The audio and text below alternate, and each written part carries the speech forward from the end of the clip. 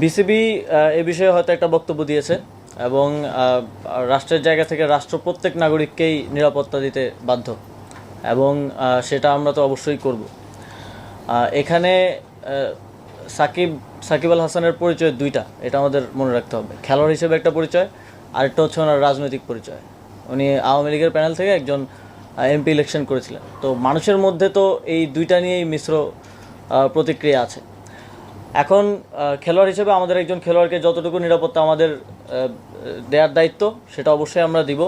তিনি দেশে আসলে আমরা সেটা দিব এবং তার নামে যে মামলাটা হয়েছে, হত্যা মামলা, সেটার বিষয়ে আমরা ইতিমধ্যেই বলেছি, ইতিমধ্যেই আইন মন্ত্রণালয়ও বলেছে যে সংশ্লিষ্টতা না থাকলে প্রাথমিকভাবেই নামটা বাদ দেওয়া হবে।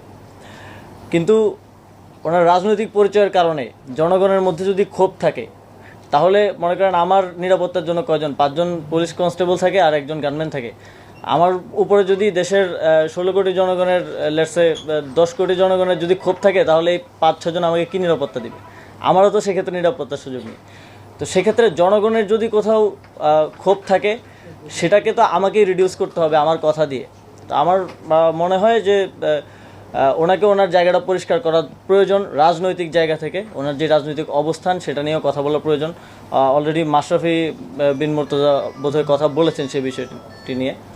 তো জনগণের পক্ষ থেকে যদি নিরাপত্তা ঝুঁকি থাকে, সেটা কেউই কাউকে আসলে দিতে পারবে না। শেখ হাসিনাকেও তো নিরাপত্তা দেওয়া যায়নি, তাকে দেশ ছেড়ে পালাতে হয়েছে। তো সেই জায়গাটা, রাজনৈতিক বিষয়টা পরিষ্কার করা প্রয়োজন বলে আমি মনে করি। কিন্তু একজন খেলোয়াড় হিসেবে আমাদের প্রত্যেক খেলোয়াড়কে নিরাপত্তা দেওয়াই আমাদের দায়িত্ব এবং সেই দায়িত্ব